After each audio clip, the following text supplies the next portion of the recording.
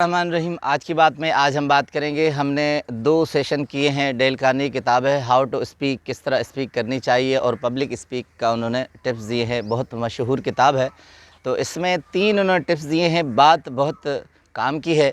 वो कहते हैं कि हमारी बातें क्यों नहीं सुनी जाती, हमारी बातों में असर क्यों नहीं होता, यानी दूसरे लफ्ज़ों में कहते हैं खुश गुफ्तारी क्यों नहीं है हमारी ज़बान में।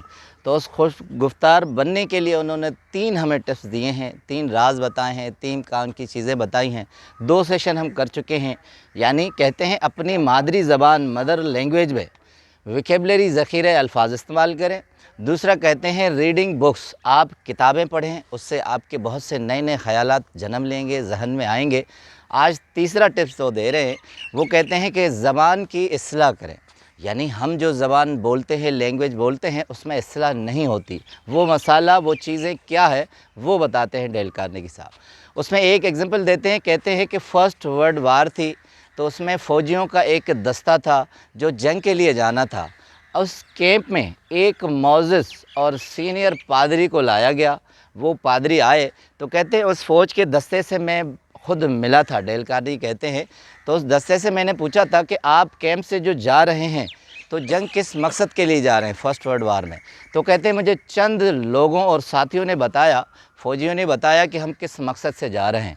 तो उसी इस्लाही प्रोग्राम के लिए एक पादरी को हायर किया गया।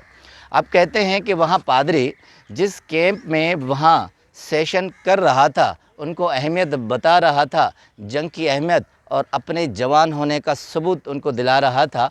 तो कहते हैं कि बहुत से फ़ौजी बोर हो रहे थे।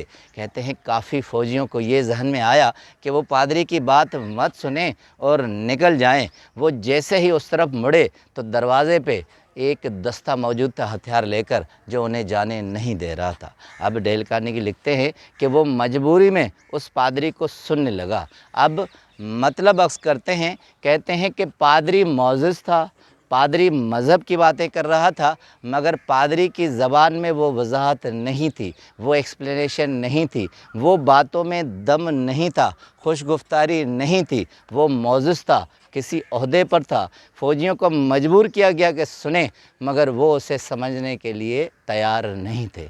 अब कहते हैं ये कौन सी चीज़ें हैं कि हम एक स्टेज पर खड़े भी हो जाएं, लोगों को बताएं भी, मगर वो सुने भी और अपने कान बंद रखे, कोई दिलचस्पी ना हो। उसके लिए कहते हैं एक मिसाल, एक कहावत देते हैं। कहते हैं कि हम घोड़े को पानी की तरफ ले जाने पर मजबूर तो कर सकते हैं, मगर उसे पानी पीने पर मजबूर नहीं कर सकते। अब कहते हैं खुश गुफ्तारी वो चीज़ है कि आप किसी को मजबूर कर सकते हैं कि वो बख़ुशी बरज़ा आपकी बातें सुने। उसके लिए मुख्तलिफ़ टिप्स बताते हैं। कहते हैं उसके लिए 4 टिप्स है। कहते हैं नंबर पहला कि आप घिसी पिटी बातें मत करें। अब उसके लिए बड़ी ज़बरदस्त एग्जांपल देते। कहते हैं पेट के लिए ज़रूरी खाना होता है और जहन के लिए ज़रूरी चीज़ जुमले होते हैं, बातें होती हैं। जिस तरह पेट के खाने के लिए हमारा उसूल होता है कि हम बासी खाना नहीं खाते, वो हमें तकलीफ़ भी देता है, लज़्ज़त भी नहीं देता, और हम खाने पे मजबूर नहीं होते, तैयार भी नहीं होते। कहते हैं ज़हन इसी तरह है कि वो बातें हमारी जहन की ग़िज़ा हैं। अगर वो बासी होंगी, घिसी पिटी होंगी, जुमले रिपीट होंगे, तो हम कभी भी सुनने के लिए तैयार नहीं होंगे। दूसरा कहते हैं टिप्स है कि आप तशबीहात दें। कहते हैं हमारी बातों में, हमारे जुमलों में, हमारी ज़बान में तशबीहात नहीं होती। अब तशबीहात की मायना बताते हैं, मिसाल देते हैं। कहते हैं जिस तरह हम बातें करें तो हमें तशबीहात का सहारा लेना पड़े। जैसे लोमड़ी की तरह मक्कार था। अब कोई भी माशरा, सोसाइटी, लोग, उसको हम तशबीह दे सकते हैं। एक और अच्छी उन्होंने दी है कि कील की तरह बेजान। अब कहते हैं कि किसी तरह आप बात करें, कहें मैं कील की तरह बेजान था, क्योंकि कील को जहाँ भी ठोका जाए वो वहाँ मजबूर होता है और ठोक लिया जाता है। कहते हैं पहाड़ की तरह सख्त। इस तरह के जुमले अगर आप इस्तेमाल करेंगे तो सुनने वाले पर असर भी होगा और बात में दम भी होगा कि आप बात किस तरह कर रहे हैं। उसके बाद कहते हैं कि आप अपनी ज़बान में मुहावरों और हिकायतों का इस्तेमाल करें, जिस तरह हम भी करते हैं कि मसनवी रूमी से हिकायत ले ली, शेख सादी से हिकायत ले ली। हिकायत कहते हैं ज़बान का पर्दा होता है, वो पूरा ज़बान पे پردہ پڑتا ہے اور زبان آپ کی بہت مضبوط ہوتی ہے۔ وہ حکایتیں آپ کے باتوں کی دلیل ہوتی ہیں، مضبوطی ہوتی ہیں اور خوش گفتاری کی ایک اعلیٰ مثال ہوتی ہیں۔ اس طرح کہتے ہیں جب بھی آپ خوش گفتاری کی طرف آئیں تو زبان پر یہ ساری چیزیں آپ جو ہے لائیں، تشبیہات کا استعمال ہو، محاوروں کا استعمال ہو، حکایت کا استعمال ہو، اور سب سے اہم بات کہ گھسی پٹی چیزیں نہ ہو، کیونکہ آپ جب ریپیٹیشن کرتے ہیں تو لوگ بیزار ہو جاتے ہیں، وہ آپ کی گفتگو نہیں سنتے۔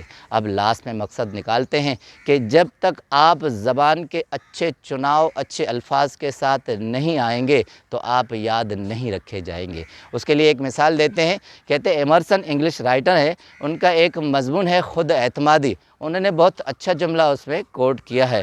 وہ کہتے ہیں کہ آپ اپنے اندر چھپے ہوئے جذبات کو جس طرح بھڑکاتے ہیں، اس طرح آپ اپنے اندر چھپے ہوئے ایک خوش گفتاری کو ہوا دیں۔ جب آپ اس کو ہوا دیں گے تو دنیا آپ کو مختلف نظر آئے گی اور دنیا کو آپ مختلف نظر آئیں گے، اور وہ سب آپ کو انفرادی طور پہ، منفرد طور پر جانیں گے۔ آپ کا بہت بہت شکریہ۔